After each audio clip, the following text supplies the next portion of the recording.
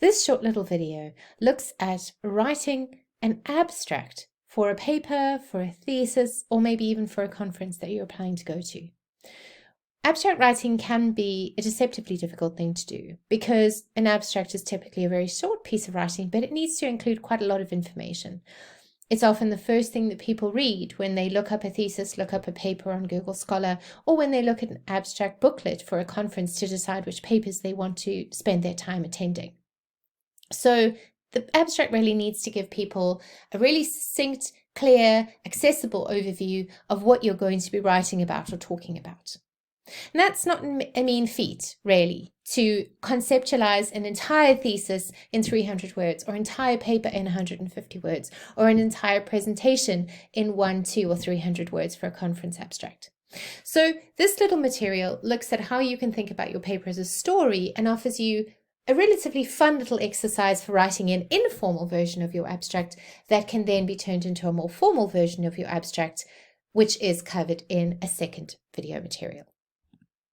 So why is it useful for us to think about our papers as stories? We're not novelists, we don't write stories, we write academic papers, scholarly papers, right? But sometimes in academia, we do get quite caught up, especially if we are candidates for doctoral or master's study. We can get quite caught up in trying to prove that we have something new to say that nobody's ever said before. We try to sometimes get caught up. We sometimes get caught up in trying to show how much reading we've done. We try to show that we really are legitimate knowers of the knowledge, and we really do have the right to be presenting this conference paper or writing this paper or writing this thesis.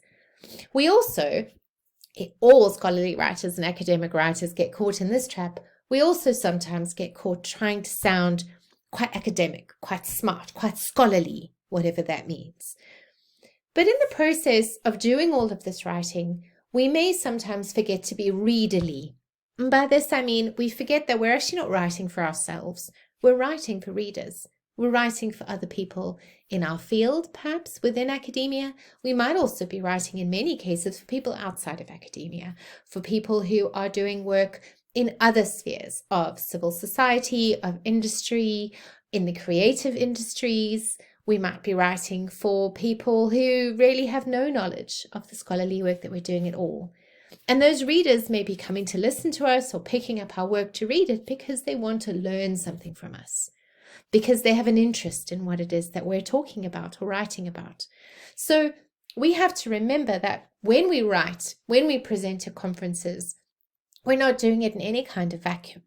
We are actually making a contribution to a conversation that is already happening.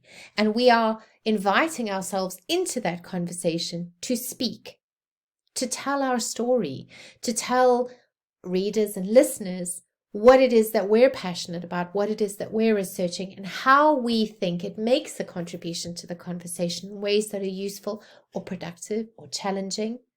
You can fill in the word that suits your study here. So we want to persuade our readers. We want to inspire them. We want to inform them.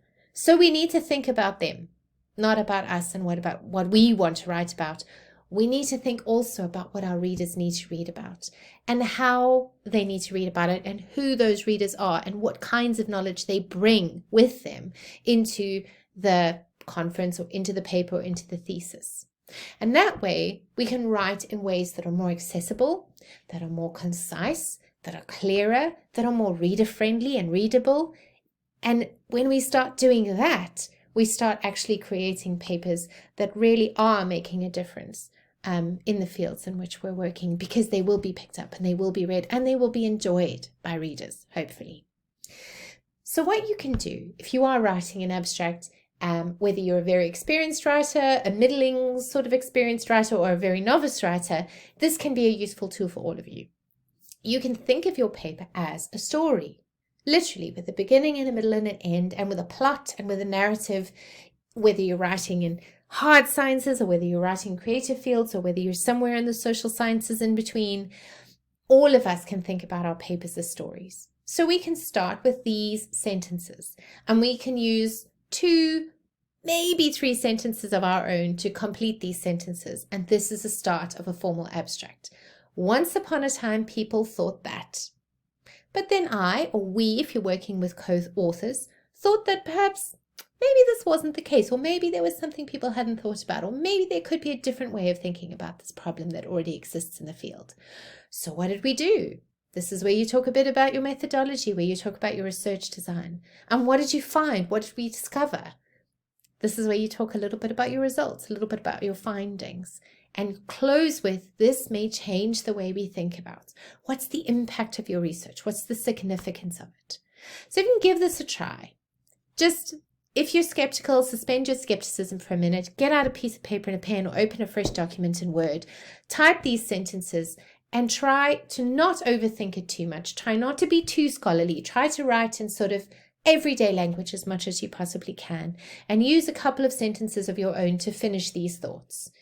Then watch the second video on how to turn your story into a formal abstract, and hopefully this will help you get to a point where you've got something that you can put into a thesis, put into a paper that you're writing, or submit to a conference that you're interested in attending.